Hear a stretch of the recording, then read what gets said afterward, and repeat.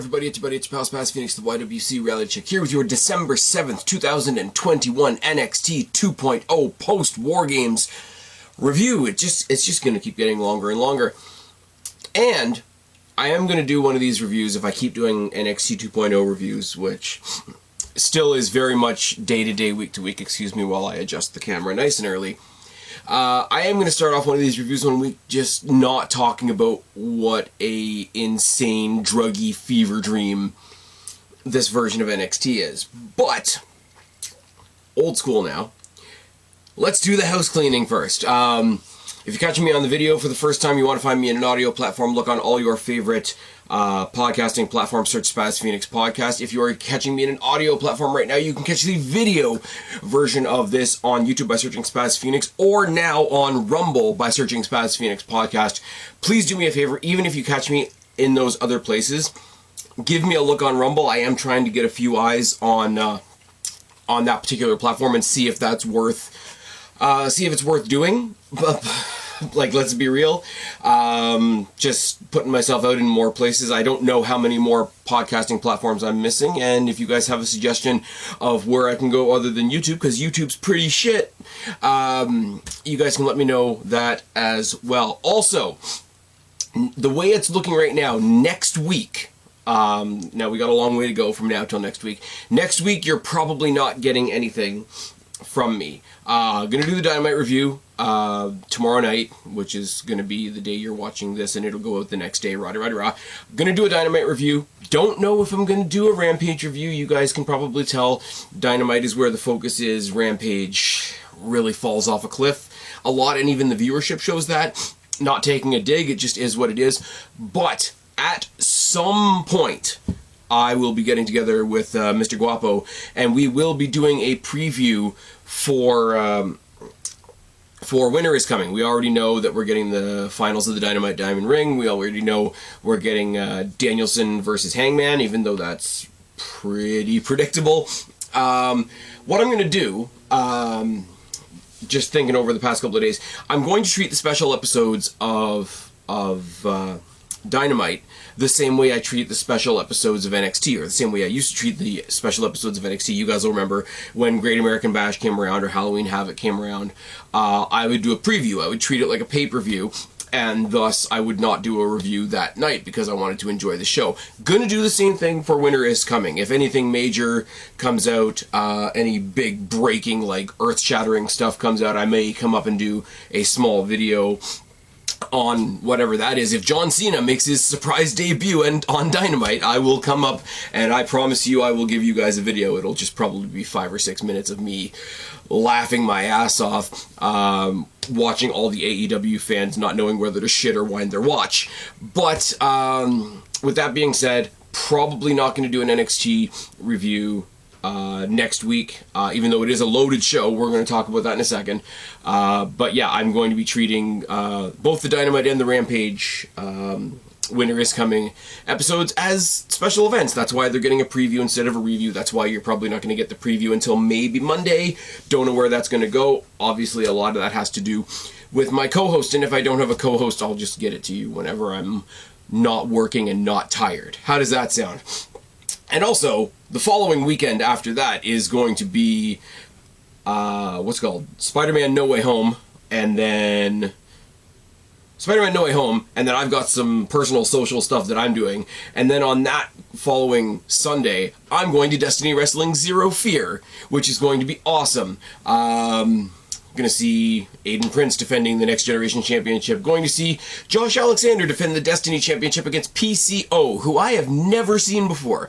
So, I'm going to reach out to you guys as I always do. Put it down in the box below. If you are familiar with PCO, I think he's from ROH. ROH are in their sort of resting, regenerating phase. I don't want to make fun. I guess they're doing whatever they need to do right now at the moment. I'm also not familiar with ROH, so it's not my place to say.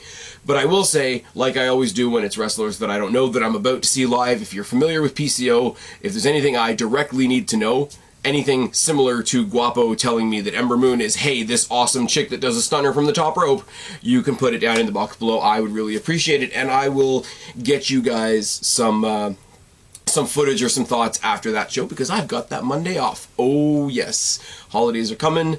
Vacation days are coming, which is fine because we've got winter is coming and I've got Zero Fear, and then we've got Day One, and then we've got New Year's Evil, which we'll talk about a little later on. Now let's talk about the show, because I've rambled for 5 minutes already. Start off with the War Games recap, because of course we did, and I'm going to say it right now.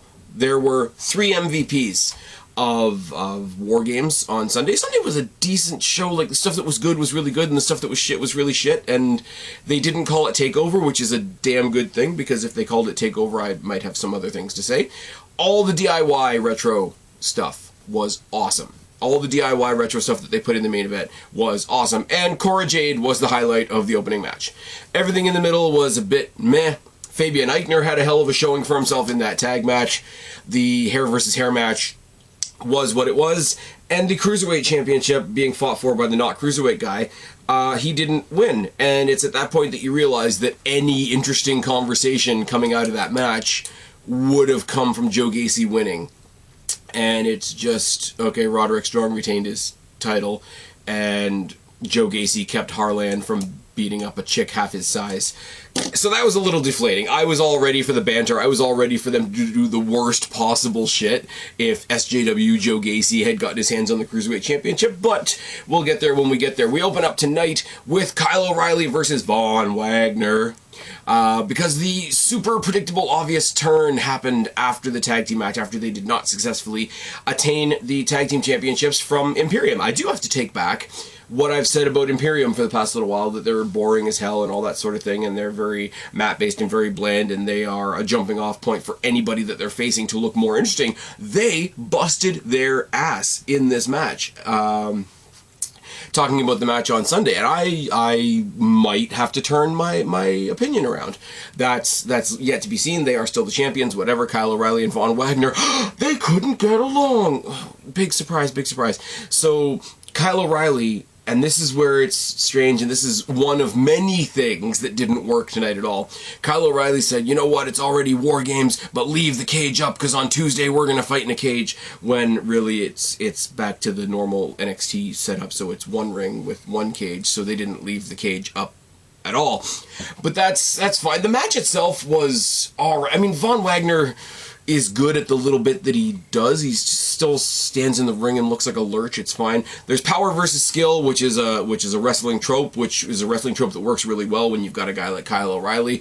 I gotta say, Von Wagner going at him like all hell for leather, beating the shit out of him, being vicious in that way. Kyle O'Reilly, on the other hand, being technically vicious. I mean, you can just, if you're pissed at somebody and you want to wail on him, you can just punch and kick and punch and kick. But like all his like attacking the joints, attacking with the strikes, attacking with the technical stuff, he was viciously technical, or technically vicious, whichever way you want to put it. Everything that Von Wagner successfully did in this match was met by a "you still suck" chant from the crowd. So nobody likes this guy. As much as Kyle O'Reilly is busting his ass in this match to make Von Wagner into something, he did that knee drop to the back of the head, the knee drop to the back of the head that defeated Adam Cole, and Von Wagner kicked out, hit him with a low blow, hit him with some kind of weird inverted slam thing, and got the win. And I will say there was a cool spot post-match. He beats up Kyle O'Reilly some more, puts him in the Tree of Woe, on the outside of the ropes where the door is. And yes, every cage match ever, and it was as true at War Games as it was on Monday Night Raw, as it was tonight. Gee, does WWE have a lot of cage matches all of a sudden? We have to have a lot of cage matches because we don't have TLC this year. But everybody does somebody tries to get out of the cage at some point in the match and they get stopped by somebody on the outside slamming the door on their head. This thing, being a post-match assault, being a sort of an inverted Tree of Woe and getting the shot in that way, it was a very new way to do a very old thing. So credit to that where it's due, whoever came up with that idea. And if this is Kyle O'Reilly's swan song out of NXT, because this is the first of 2 people that were given believable, like, you're fucking off and going away for a while head injuries, if this is how they wrote him out, and it was him just doing his damnedest to make Von Wagner look like something, putting somebody over as you leave the territory, as they say, then all the power to him. It's gonna be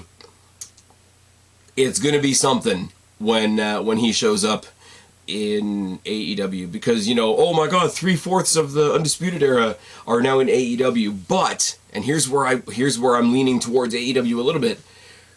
The real Undisputed Era was those three guys. Roderick Strong didn't join them until after, like when they pulled the big switcheroo during the Dusty Classic. Now, he became very much a part of that group, but the original Undisputed Era was just those three guys. So AEW may not have all of the Undisputed Era, but they have the original Undisputed Era. It would be like saying, and yes, this is a terrible comparison because nobody wants to admit that Hulk Hogan exists anymore. It would be like saying we didn't get all of the NWO, but we did get Hogan, Hall, and Nash. Well, that's what you need. And we're getting one step closer to my dream match of Undisputed Era versus Hangman and the Bucks versus Omega and the Good Brothers, which is never going to happen, but I'm just going to keep speaking it into existence. This was fine. We got a social media replay of Johnny Gargano's post-pay-per-view comments to the crowd. Basically, I'm all beat up. I got a lot of things going on in my life. I'm going to let you guys know what's going on Tuesday. Oh my god, what's he going to say? They left it to the main event, because of course they did. Joe Gacy in the back talking about his achievements at War Games. He said, I didn't win the match, but it wasn't about winning the match. It was about opening up and liberating that crucial sort of body shaming, weight limiting championship and all that sort of thing. We've broken bigger territory and all the kind of things that SJWs do when they think they've actually done something. And he says we've set our eyes next on an entire brand that is focused on body shaming. So yes, the final destruction of 205 Live is going to come at the hands of Joe Gacy and Harland. And Harland is making his debut next week. Now here's the thing. Here's the thing. He's gonna keep railing on the Cruiserweight Championship. The Cruiserweight Championship sort of lives on NXT and 205 Live. The problem is destroying 205 Live isn't gonna do anything for the actual fan reaction, because I'm sorry, probably count on one hand the amount of people that still watch 205 Live, to the point where it's not even a Cruiserweight show anymore. I go back to last year a lot, and I say they did the opening round of the Women's Dusty Cup on 205 Live. That's how much 205 Live isn't about the Cruiserweight division anymore. It's a main event. It's a televised dark match. It's whatever you want to call it, but it's not what 205 Live was meant to be. And it should have gone in the bin a long time ago, because when NXT adopted the Cruiserweight Championship, it lived on NXT. I did a video a little while ago with our good buddy Jake DeMarco. Keep sending him some love, because life's still kicking him in the ass. At Countdown Ended, tell him we all miss him. But I basically did a fantasy booking thing, how I would save NXT by cutting the brand in half, and I had a whole bunch of things in there. And one of the major things was finally dissolving 205 Live and bringing the remaining Cruiserweights over onto NXT. But after that, WWE fired most of their Cruiserweights, so it didn't really matter anymore. So as far as Joe Gacy's like SJW achievements or whatever, he's gonna kill 205 Live. Okay, cool. The last 5 people that were watching it might be upset, and I'm pretty sure they're too old to be on Twitter. Let's move on. Let's talk about one of the first mind-boggling segments of the night. Out comes Braun Breaker, who, now that he's not on a heel team anymore, has to switch gears and he has to be babyface again, kind of. He brags about his win at War Games, but he also gives the black and gold guys their due respect as well. Talks about how all the guys on that other team set the stage, and black and gold NXT set the stage for what NXT is now. And he still says, you know, he still wants to challenge Ciampa for the championship, but you could just say, hey, I said I was going to come back and try you again. I'm here now. Let's do it again. But he tries to play off this thing about, you know, at, what was it? Was it at Halloween Havoc, I think? At Halloween Havoc, you beat me, but at War Games, I beat you. It's like, no, your team beat his team. That's not a singles victory, and that's not a title match. But he tries to play it off like we're tied, and he wants to go one more time and all that kind of thing. So I'm assuming that that's the match we're going to get at New Year's Evil, which is fine. The return of New Year's Evil is great. What I love, I want to take a detour from this segment for a second. I want to say 3 events in a row that are tailor-made for old NXT. Halloween Havoc, which is gritty and violent and not so happy. War Games, which is supposed to be gritty and violent and not so happy. And New Year's Evil, which sounds gritty and violent and not quite so happy, in this new rainbows and butterflies, spray paint and paintballs NXT. 3 in a row. There will be 3 special events are all with these themes that were very much entrenched of the old NXT, and it just kind of makes me laugh. But we'll see what they do with it. Malcolm Bivens comes out with all of Diamond Mine. I have to stop putting the D on the end of that. No dirty jokes. Let's move on. He comes out with the Creed Brothers and Ivy Nile, and I think Hatchet Man was there. I'm not entirely sure. He fades into the background anyway, so it's hard to, whatever. He puts over Roderick Strong and says, you know what, you won at the War Games, and so did Roderick Strong. You talk about having respect for the old NXT and how they laid the groundwork and all that sort of thing. Well, Roderick Strong gave them the blueprint, and it's like, well, did he though? Did he? No. He's dropped the weight limit, which is further death of the Cruiserweight Championship, and he's ready to take on all of NXT because and this will become the theme of the night, he is the champion of NXT. Right now, you might have your sights set on Tommaso Ciampa, but Roderick Strong, for reasons, has his sights set on you, and they jaw-jack a little bit more, and then we find out we're going to get Roderick Strong versus Braun Breaker next week. Now, you have to imagine that right now Braun Breaker is sort of in the slot of number 1 contender. So now you've got the Cruiserweight Champion who's carrying a title that's no longer for Cruiserweights, fighting the number 1 contender. So are they going to try and play off the idea that this is a number 1 contenders match? It would be fine, but you know that Braun Breaker's going to win. Trust me, as much as I would love the main event of New Year's Evil to be Roderick Strong versus Tommaso Ciampa, champion versus champion. Lower champion versus upper champion. But still, as much as I would love to see that, I don't think that they like us that much. And everybody that was involved in that, is sort of on their way out. But yeah, so that's fine. And then he starts to jaw-jack with Malcolm Bivens some more. He says, I'll slap the taste out of your mouth or whatever. He's like, well, the Creed Brothers are standing behind me right now, and they're about to have a match, so they're not going to let that happen. So let's just make this match happen next week instead. I like Malcolm Bivens. I like Diamond Mine. They are one of the creations of old NXT that is somehow surviving in new NXT, kind of like Legado del Fantasma, who we're going to talk about much, much, much later on in the night. Creed Brothers versus Brooks Jensen and Josh Briggs, which on its own is just 4 big dudes running into each other, which is the exact kind of fun match I need after a great cage match, after some cool promo work, after some cool character development. Just give me guys running into each other. On top of that, you've got Grizzled Young Veterans on commentary, which is great. You've got the Imperium guys sitting up on what used to be the Regal perch, which is fine.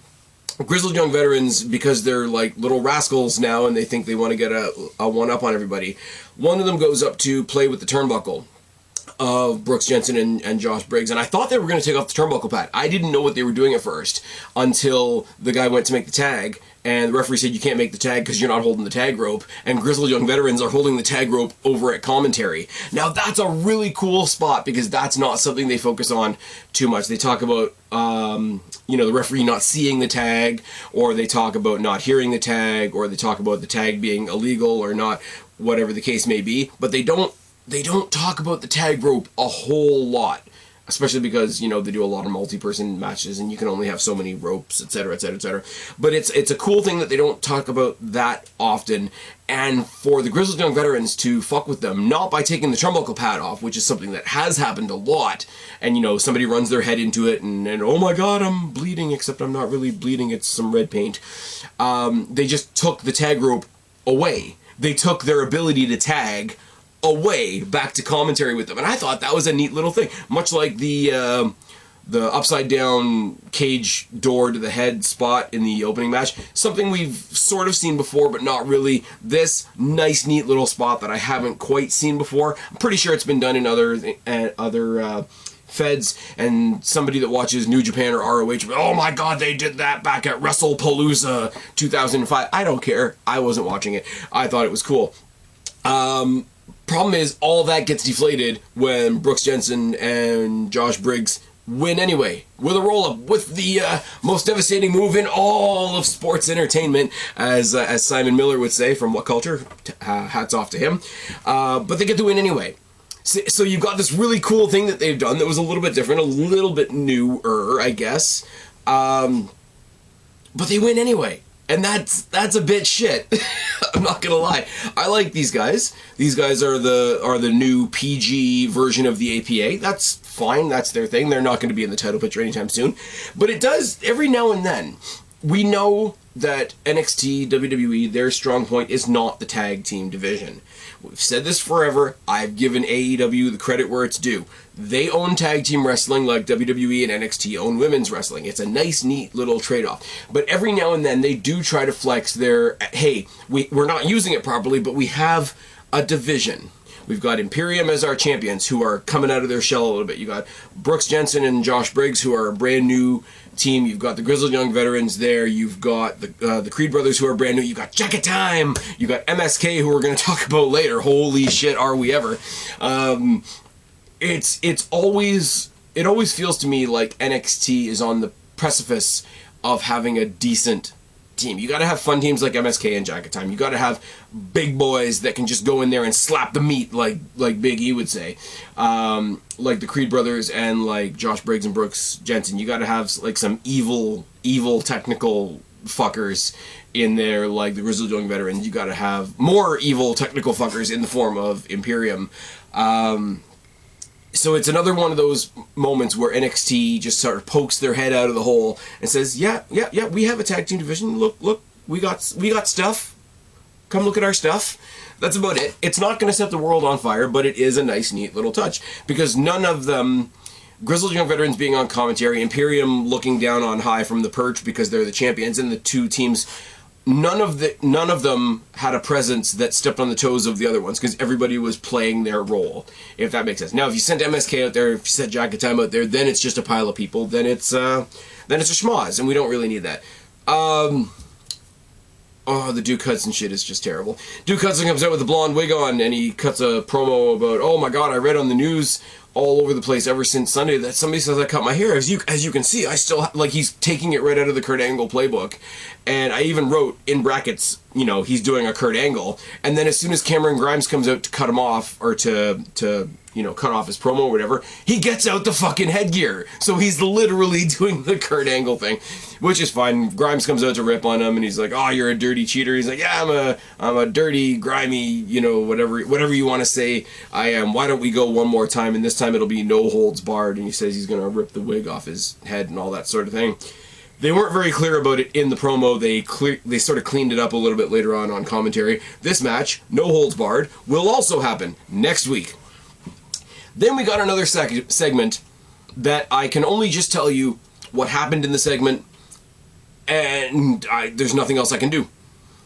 Brooks Jensen and Josh Briggs are celebrating in the back their win over the Creed Brothers, which is nice. Jacket Time come out to hang out with them. They're all partying. They're all celebrating. Grizzled Young Veterans come out to piss on the party. It's like, well, we caused the distraction that got you your win, which is bullshit, but whatever. Caden Carter and Casey Catanzaro just sort of walk into the shot and say, doesn't matter, a win's a win. By the way, we've got 2 extra concert tickets. Josh Briggs, Brooks Jensen was like, we'll take those. They leave. The only 4 people left on screen are the Grizzled Young Veterans and Jacket Time. So they just start brawling in the back. I don't know what to tell you. 99% sure this will be another match we see next week.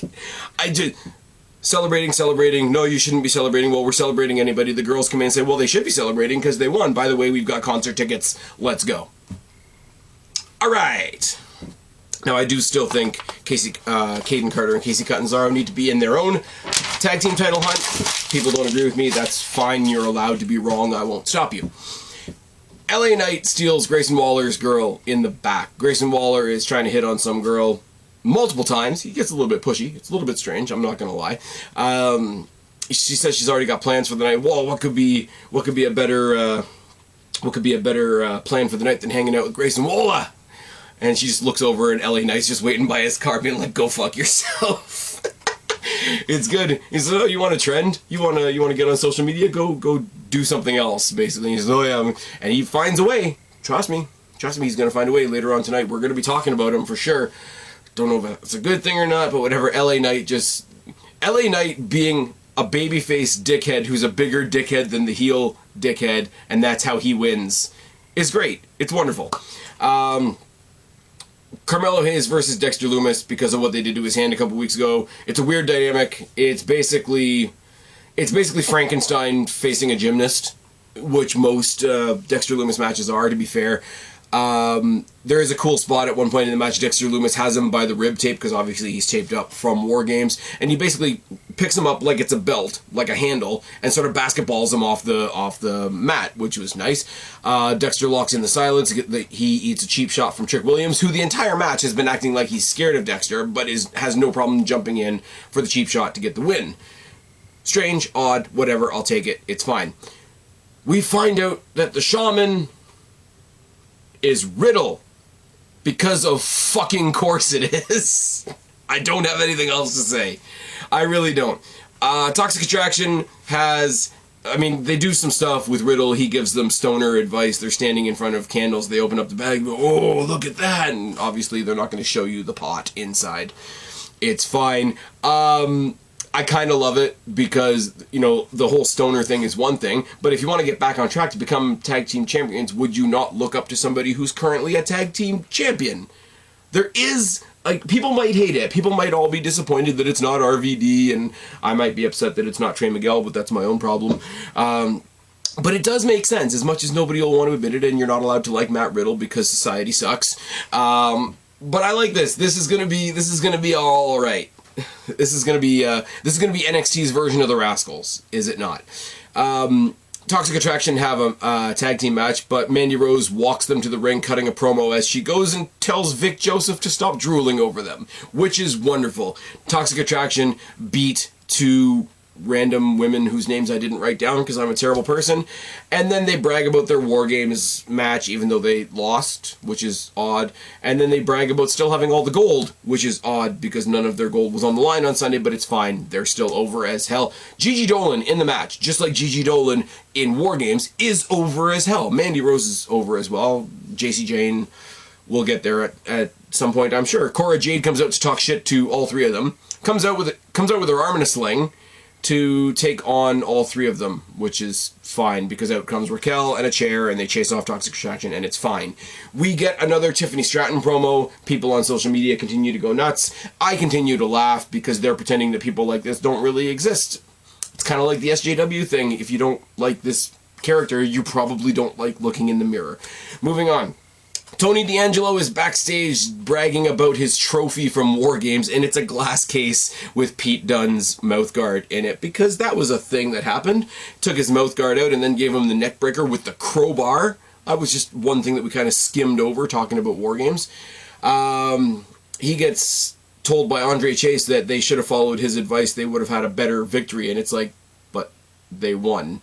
And also, Andre Chase can fuck the fuck off. They're going to have a match next week. It's fine. In the back, Cora Jade and Raquel Gonzalez talk about who should be the next one to get a shot at the Women's Championship. Cora Jade's walking around in an arm sling, so I'm pretty sure it's going to be Raquel Gonzalez. And Kaylee Ray just sort of comes into the shot and presents Cora Jade with her baseball bat and says, looks like you're going to be needing this more than me. I think that was a weird tip-of-the-hat show of respect thing from Kaylee Ray to Cora Jade, and if that's the case, that's pretty cool. I'm not gonna lie. Santos Escobar versus Zion Quinn was the main event of the evening. Power versus Speed, the who's going to be the future versus who's going to be now, which is a cool story because it lets Zion Quinn do all of his impressive shit, and it makes it equally acceptable that despite all his exceptional shit, he doesn't win. I like Zion Quinn. I look at Zion Quinn, and as cliche as it is, he's not somebody right now, but he's going to be somebody soon when he finds his feet with this character, etc. Santos Escobar and Legado del Fantasma, as I said earlier, are one of the few factions, one of the few gimmicks that is still surviving and thriving from the old NXT, so I gotta give top rope to that, a tip of the hat to that as well. Santos Escobar hops to the top rope, meets Zion Quinn, who's quite a bit larger than him. Top rope jumping Hurricane Rana was friggin' insane. Distraction by Elektra Lopez and one of the other fellas, I don't know which one, jumped up on the ring, I'm not gonna lie. Santos Escobar takes the opportunity to get the high knee, the Phantom Driver, and the win! Okay. Good match, good showing for Zion Quinn, good win for Santos Escobar, who should be winning. Let's be real. Santos Escobar needs to get himself into the North American title picture. Soon. Very, very soon. We have a spot in the back. Bivens and the Creeds and Ivy Nile are making their way up to their car. It's the NXT parking lot. It's the most dangerous place in all of wrestling. And they get face-to-face with Carmelo Hayes. And Carmelo Hayes sees another champion who's got his eyes on another championship, and he wants everybody to know that he is the champion in NXT. If this ends up being Roderick Strong versus Carmelo Hayes versus Tommaso Ciampa at some point for who is the champion of NXT. Remember when they did the Champion of Champions championship at one of the old Bragging Rights pay-per-views when it was the ECW versus SmackDown versus Raw champions?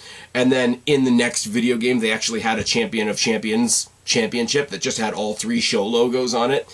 That would be cool. None of that is going to happen because they don't like us that much. And then Johnny Gargano came out. It was very, very emotional. He kissed his wife. He kissed his dog. He came out. He said, you know, they said I could have as long as I want. Let me tell you about a little bit about my history. Talks about his first dark match against Apollo Crews. And then he goes into, they didn't even want me in NXT. They just kept on bringing me back for dark matches, and you guys cheered me so much that I got a job. And he goes on and on and on about all this. Talks about loving the brand. Talks about people asking him why he never moved up from NXT because he believes in NXT. The NXT he believed in doesn't exist anymore, but that's okay. Starts thanking everybody, all the typical people like Triple H, Hunter. He says Vic Joseph's one of his best friends over there on commentary. Talks about some of the backstage trainers and staff and all that we wouldn't necessarily be as familiar with. He says his future's up in the air. All he knows right now is that in February he's going to take on his most important job, which is going to be becoming a dad, and I don't know where I'm going to go from there. I might go here, there, and everywhere. And then credit to the cameraman, because this was not in shot at all. Crack in the back with a steel chair from Grayson Waller. I'm glad that he got attacked, because it means they're writing him off for a little bit and he's coming back. Sorry, AEW, you're gonna get Kyle O'Reilly, you can't have Johnny Gargano too. That's what I'm saying about that. But he's taken out by Waller. He puts him in the steel chair necktie. He's going to do the steel chair necktie into the post, but I think he sort of like stagger stepped and just did it into the steps instead. Then he put him through a table. I don't know. He does the whole, well, this is going to get views. This is what's going to get me views. He says, it's not your show anymore. It's my show and all that sort of thing. And the show goes off the air to all of the crowd. And for the small crowd that it is, quite loudly, giving Grayson Waller piece of shit chants. So here's what I'm going to take from this, right? And I could be very, very wrong. They could be writing him off so that he can go have his kid and then be in AEW for all I know. But they don't set up something like this for him to come back to if he ain't coming back, which is really, really good. This is the babyface version of the Mark Henry, I got a lot left in the tank promo that he did with John Cena and all that kind of thing. So, is Gargano staying in NXT? Have they re-signed him? Abso-fucking-lutely. Which is going to be great. He's going to be back. His wife's going to be back eventually. Baby Wrestling is going to be there like their little fucking mascot. They're going to have the dog and the baby in a carriage, and it would be obnoxious from anybody else, but they can do it because they're the way. Gargano ain't going anywhere, which is fine by me. As I say, I know that leaves a lot of AEW fans, as I said in the beginning, and I'm going to say it again now, not knowing whether to shit or wind their watch, but I like Johnny Gargano. Johnny Gargano is one of the posts of NXT, and we've lost 2 of the posts of NXT, one to SmackDown and one to AEW, so we need all we can get. Give me a nostalgia run of DIY. You're going to give the main title to Braun Breaker. Give me a nostalgia run of DIY. To hang on to Gargano and Ciampa, because as I said in my preview for War Games, nobody really is talking about what Ciampa's contract situation is, and he said point blank he would never go to the main roster. So do they all hold on for a year or so and then they go to AEW as a tag team? Who knows? But for right now, I'm putting my stamp on it, which means absolutely nothing. Gargano's sticking around in NXT. Let's see what we got. Even though I'm probably not going to review it, let's see what they got going on for next week. We got Harland, who's going to debut next week. We've got Breaker versus Strong. We've got Grimes versus Hudson. We've got Tony D'Angelo versus Andre Chase. And we've got my battery flashing at me. So I'm going to cut this short and say I've been Spaz, your YWC reality check. Subscribe up there, talk down there, start a conversation. Keep all these conversations going. Don't be a stranger. I'll talk to each and every last one of you later. But for right now, I am tagging out. Bye, guys.